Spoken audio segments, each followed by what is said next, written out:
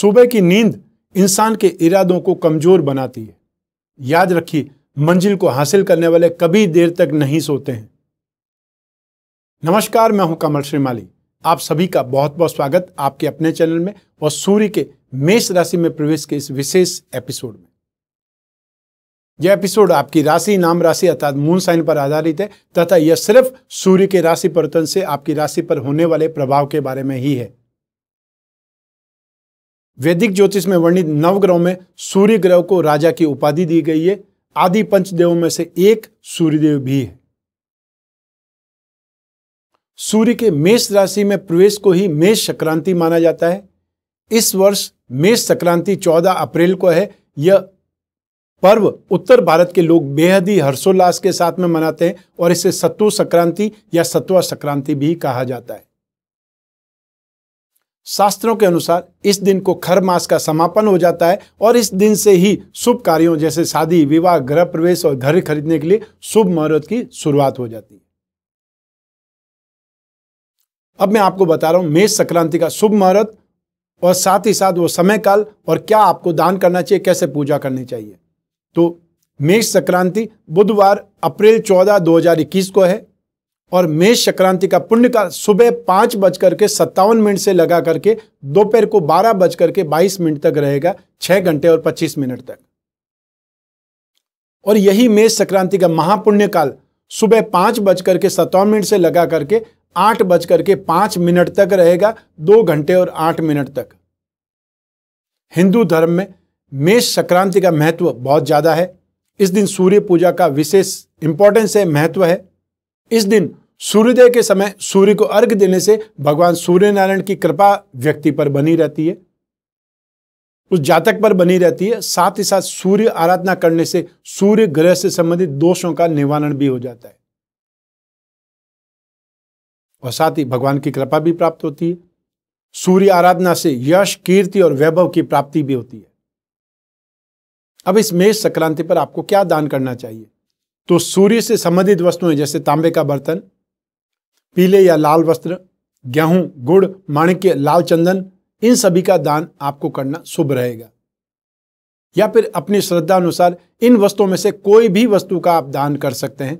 दान किसको करें? जिसको जरूरत है, अर्थात जो नीडी पर्सन है उसको आपको दान करना चाहिए। सूर्य के निमित्त व्रत करें, इस दिन एक समय फलाहार करें। मेष संक्रांति पर जरूरतमंद लोगों को तांबे के बर्तन या गुड़ का दान करना बहुत ज्यादा शुभ माना जाता है। सूर्यदेव 13 अप्रैल की रात्रि अतः 14 अप्रैल के आरंभ होते ही अश्वनी नक्षत्र में प्रवेश करके मेष राशि में आ जाएंगे। अश्वनी नक्षत्र के स्वामी केतु है। मेष राशि यह एक अग्नि तत्व की राशि है और सूर्य अग्नि तत्व प्रदान कर रहे हैं। तो मेष राशि के स्वामी मंगल देव हैं। सूर्य और मंगल एक दूसरे के साथ संबंध रखते हैं। इनका लाभ या इस सिचुएशन का लाभ आपको मिलने वाला है। अब ऐसे में सूर्य और शुक्र की युति भी हो जाएगी, क्योंकि शुक्र ऑलरेडी 10 अप्रैल 2021 को मेष राशि में प्रवेश कर चुके हैं और सूर्य भी इनके साथ में आ जाएंगे। तो सूर्य और शुक्र का युति संबंध बन जाएगा और इससे पहले मीन राशि में यही संबंध था। वैसे तो ज्योतिष में सूर्य और शुक्र दोनों को शुभ ग्रह माना जाता है, लेकिन सूर्य और शुक्र की युति का फल अशुभ माना जाता है। सूर्य को आत्मा के साथ ही साथ मान सम्मान, सत्ता और अधिकार का जो कारक ग्रह है वो माना जाता है, जबकि शुक्र को भौतिक सुख संपत्ति और सुंदरता का कारक ग्रह माना जाता है। सूर्य और शुक्र दोनों ही वैभव के कारक माने जाते हैं, लेकिन सूर्य के समीप आकर के शुक्र अस्त हो जाता है। इसलिए सूर्य और शुक्र की युति यानी संयोजन को बहुत अधिक लाभदायक नहीं कहा जा सकता है। सूर्य और शुक्र की युति के कारण लोगों का आत्मविश्वास कम हो सकता है। बहुत से लोगों को स्वास्थ्य संबंधी समस्याएं आ सकती है। सूर्य और शुक्र की युति से दाम्पत्य जीवन में अवरोध आ सकता है। शादी विवाह में देरी हो सकती है और इन दोनों ग्रहों की युति के कारण शेयर बाजार में भी उतार चढ़ाव देखने को मिल सकते हैं। सूर्य और शुक्र की इस युति के कारण छोटी छोटी बातों को लेकर के घर में कलह का माहौल भी बन सकता है। ऐसे में जो ये स्थितियां आपको देखने को मिले तो आपको सूर्य के दोष निवारण के उपाय या सूर्य के दान जरूर करने चाहिए। सूर्य के इस गोचर का प्रभाव सभी 12 राशियों पर होगा। हालांकि मेष राशि में सूर्य के गोचर का प्रभाव ज्यादा देखने को मिलेगा। तो आइए अब इस राशिफल के माध्यम से डालते हैं उन प्रभावों पर एक नजर कि आपको क्या मिलने वाला है। तो आरंभ करेंगे मेष राशि से। आपकी राशि से फर्स्ट हाउस में, राशि भाव में गोचरवश सूर्य के आने से, सूर्य के प्रवेश से आपको आर्थिक हानि या आर्थिक संकट का सामना करना पड़ सकता है। मान सम्मान में कमी आ सकती है। स्वास्थ्य में कोई न कोई समस्या रह सकती है। स्पेशली ब्लड प्रेशर, हार्ट के जो मरीज हैं उनको बहुत ज़्यादा सावधान रहना पड़ेगा और बहुत ज़्यादा थकावट से, पेट या आंखों के रोगों से भी कष्ट उठाना पड़ सकता है। हर काम के पूरा होने में देरी होगी या बहुत ज़्यादा आपको एफर्ट करने पड़ेंगे और व्यस्तता के चलते समय पर खाना तक नहीं आपको मिल पाएगा। बिना किसी उद्देश्य के भी आप इधर इधर घूमते फिरेंगे या बहुत सारी ट्रैवल्स करेंगे और ऐसे समय में व्यक्ति को अपने परिवार से अलग भी रहना पड़ सकता है। व्यक्ति का अर्थ यहाँ पर जातक से है। मेल और फीमेल के लिए कोई अलग एपिसोड नहीं बनते, एक ही एपिसोड है। वो आप अपने लिए भी जान सकते हैं। फीमेल हैं तो भी ये आपके लिए है, मेल हैं तो भी ये एपिसोड आपके लिए है। संबंधियों से, मित्रों से और सज्जनों से या सही लोगों से, अच्छे लोगों से भी झगड़ा होने के कारण मानसिक रूप से बहुत ज्यादा परेशानी रहती है। आइए अब बात करें वृष राशि की। आपकी राशि से 12th हाउस में एक्सपेंसेस भाव में गोचरवश सूर्य के आने से लंबी लंबी यात्राएं हो सकती है, लेकिन आपको काम की और या पोस्ट की अर्थात कार्य और पद की हानि हो सकती है। एक्सपेंसेस बहुत अधिक करने होंगे, बहुत प्रकार की कठिनाइयां आपको झेलनी पड़ेगी या यात्रा में भी असुविधाएं बहुत ज्यादा आएंगी। और सूर्य जब राशि से 12th हाउस में होता है तो व्यक्ति को बुखार और मानसिक तनाव बहुत ज्यादा दुख देते हैं। पेट में अधिक गड़बड़ रहती है और क्योंकि सूर्य गवर्नमेंट, सरकार को रिप्रेजेंट करता है, ऐसी स्थिति में सरकारी विरोध आपका होने लगेगा। आंखों में कष्ट की संभावनाएं बढ़ेंगी और मित्रों का व्यवहार भी, जो भी आपके कलीग्स हैं, जो भी आपके सीनियर्स हैं, उनका व्यवहार भी लालची और शत्रुतापूर्ण हो जाता है। आपसे फायदा निकालने के लिए, आपसे अपना उल्लू सीधा करने के लिए आपको इस्तेमाल कर सकते हैं और ऐसे ही समय में अपमानित होने का भय भी लगा रहेगा। आइए अब बात करें मिथुन राशि की। आपकी राशि से 11th हाउस में लाभ भाव में सूर्य के आने से हर प्रकार का लाभ, आर्थिक लाभ, बहुत अच्छा खाना पीना, नया पद और प्रतिष्ठा, बड़ों के स्नेह और आशीर्वाद की प्राप्ति भी इस समय काल में होती है। स्वास्थ्य बहुत अच्छा रहता है और आध्यात्मिक और मांगलिक कार्य भी घर में होते हैं और कार्यों में रुझान भी आता है। ऐसे समय में व्यक्ति की सात्विकता में वृद्धि होती है, सरकारी सहयोग प्राप्त होता है और संभव है प्रमोशन भी हो। लेकिन आपके पिताजी के साथ में बहुत अच्छे रिलेशन बनेंगे, उनसे गेन मिलेगा, एप्रिसिएशन मिलेगा, मार्गदर्शन मिलेगा, स्नेह मिलेगा या उनके साथ में बहुत अच्छे ढंग से ट्यूनिंग बन जाएगी। आइए अब बात करें कर्क राशि की। आपकी राशि से 10वें भाव में सूर्य गोचरवश प्रवेश करेंगे और ये बहुत ज़्यादा शुभ होगा। राशि से 10th हाउस में सूर्य बहुत ज़्यादा बलवान माने जाते हैं। ऐसी स्थिति में धन, स्वास्थ्य, फ्रेंड्स या जो कलीग्स हैं, जो सीनियर्स हैं, उनका सुख प्राप्त होता है, सपोर्ट प्राप्त होता है। गवर्नमेंट के अधिकारियों से, प्रतिष्ठित लोगों से फ्रेंडशिप बढ़ती है, सज्जनों के द्वारा लाभ प्राप्त होता है और हर कार्य में सफलता मिलती है या हर कार्य पूरा होने की ओर अग्रसर हो जाता है। पदोन्नति होने के अवसर प्राप्त होंगे, चाहे वो डेपुटेशन पर जाने के लिए हो या शॉर्ट टर्म के लिए हो या कोई आपका कलीग अभी छुट्टी पर है, उसकी पोस्ट पर आपको बिठाया जाना हो, थोड़े समय के लिए सही आपको बड़ी पोस्ट पर बैठने का सौभाग्य मिलेगा और इससे आपका मान, गौरव और प्रसिद्धि भी बढ़ेगी। आइए अब बात करें सिंह राशि की।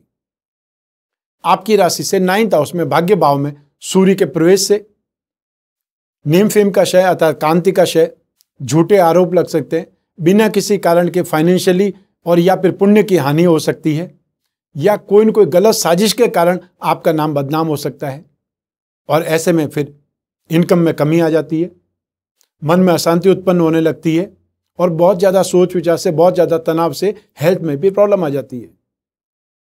जो आपके बड़े हैं उनसे, फ्रेंड से, अपने भाइयों से विरोध बना रहता है या विरोध होने लगता है। अपमानित होने का भय भी बना रहता है। हर कार्य में व्यवधान मिलने के कारण व्यक्ति दुखी या अप्रसन्न हो जाता है, एक प्रकार से खिन्न हो जाता है और ऐसे ही समय में सूर्य की उपासना, सूर्य के उपाय जरूर करने चाहिए। आइए अब बात करें कन्या राशि की। आपकी राशि से 8th हाउस में मारक भाव में सूर्य के आने पर व्यक्ति को अपने बुरे कर्मों का फल भुगतना पड़ता है। शत्रुओं से, विरोधियों से लड़ाई झगड़ा होता है, शरीर में भी पीड़ा रहती है। बहुत से लोगों को पाइल्स का या अपच जैसी स्थितियों का सामना करना पड़ सकता है, या इससे संबंधित रोग उत्पन्न हो जाते हैं। सरकारी भय बना रहता है और जीवन साथी को भी कुछ न कुछ कष्ट बना ही रहता है, अर्थात उनसे सुख में कमी होती है, या तो वो खुद नाराज हो जाएंगी और या फिर उनकी शारीरिक स्थिति खराब हो जाएगी। बहुत अधिक खर्च भी इसी समय करना पड़ता है और ऐसे में आपको कभी कभी बुखार, हाई ब्लड प्रेशर बहुत बड़ी समस्या के रूप में भी सामने आ सकता है। हॉस्पिटलाइजेशन भी होना पड़ सकता है, लेकिन अपमानित होने का भय विशेष लगा रहेगा, ये ध्यान रखिएगा, क्योंकि सूर्य आपको एक प्रकार से यश देता है, अपोजिट होने पे अपयश का कारण भी बना देता है। ऐसी स्थिति में सूर्य के उपाय जरूर करने चाहिए। आइए अब बात करें तुला राशि की। आपकी राशि से 7th हाउस में दाम्पत्य सुख भाव में सूर्य के प्रवेश से दाम्पत्य जीवन में वैमनस्यता, अरुचि, मनमुटाव की स्थिति उत्पन्न हो सकती है, या तो जीवन साथी या संतान बीमार रहने लगती है। जो भी आपके काम काज हैं, जो भी आपके प्रोजेक्ट्स हैं, उसमें आपको ऑब्स्टिकल्स देखने को मिल सकती है। और यदि आप बिजनेसमैन हैं तो रोज रोज की प्रॉब्लम्स, रोज रोज की समस्याएं आपको बहुत ज़्यादा दुखी, परेशान कर देगी और उससे आपके बिजनेस में भी कुछ न कुछ प्रॉब्लम आ जाएगी, या फिर ये बोल सकते हैं फाइनेंशियल संकट खड़ा हो जाएगा। जो यात्राएं करते हैं वो यात्राएं भी कष्टकारी हो जाती है। उदर पीड़ा अर्थात पेट से संबंधित प्रॉब्लम, माइग्रेन का दर्द, सिर दर्द, आंखों के रोग परेशान करते हैं और फाइनेंशियली लॉस और मानहानि, इसके कारण मन में बहुत ज़्यादा दुख और पश्चाताप, या ये बोल सकते हैं बहुत ज़्यादा तनाव की स्थिति उत्पन्न हो जाती है। लेकिन ये सब टेम्परेरी है, इसलिए डिप्रेशन, नेगेटिव सोचने की आवश्यकता नहीं है, क्योंकि सूर्य हर माह में एक राशि से दूसरी राशि पर जाते ही हैं। तो बहुत से लोगों को अच्छा समय देखने को मिलता है और बहुत से जो अच्छा समय देख रहे होते हैं उन्हें नेगेटिव समय देखने को मिलता है। तो ये टेम्परेरी है। हर कोई व्यक्ति झूले में बैठा है तो झूला आपको ऊपर भी ले जाएगा तो वापस नीचे भी लाएगा, इसलिए अपने आप को ज़्यादा दुखी और परेशान मत कीजिएगा। आइए अब बात करें वृश्चिक राशि की।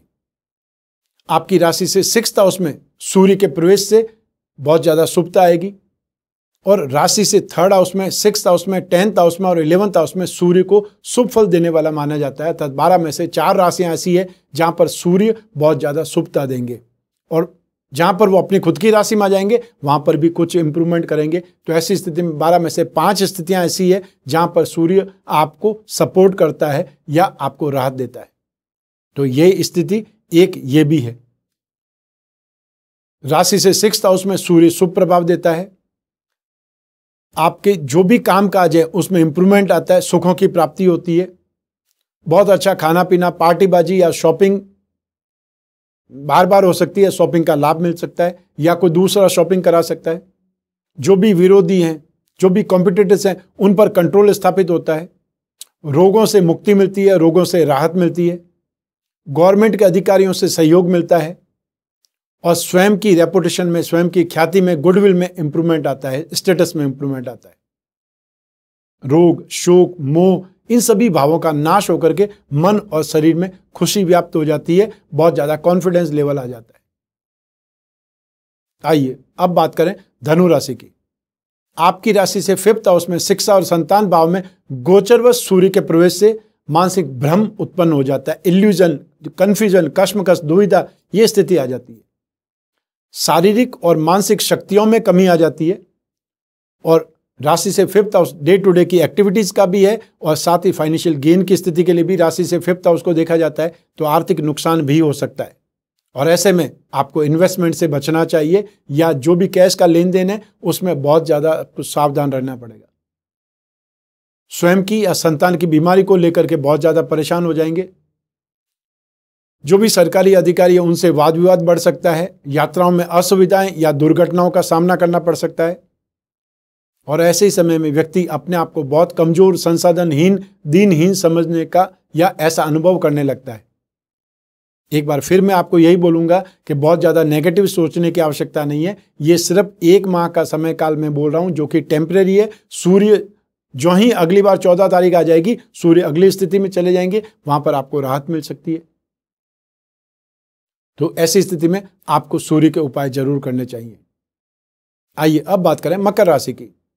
आपकी राशि से 4th हाउस में सुख भाव में गोचरवश सूर्य के प्रवेश करने से मानसिक और शारीरिक दोनों तौर पर आप दुखी या परेशान रहते हैं, व्यथित रह सकते हैं। घरेलू लड़ाई झगड़ों के कारण घर के सुखों में आपको कमी दिखाई देगी, आपस में एडजस्टमेंट कम दिखाई देगा और जमीन जायदाद से संबंधित बहुत सी समस्याएं उत्पन्न हो सकती है। और ऐसे ही समय काल में अच्छी सुख सुविधाएं भी नहीं मिल पाती, और अच्छी सुख सुविधाओं के लिए तो घर आते हैं। सारा दिन व्यक्ति कामकाज करके वापस काम पर आता है, अपने घर में आता है, क्योंकि वहां पर उसको सुख मिलेगा। लेकिन जब घर में ही लड़ाई झगड़ा हो रहा हो तो सुख कहां मिलेगा? सुख नहीं मिल सकता, सुख का अभाव हो जाएगा।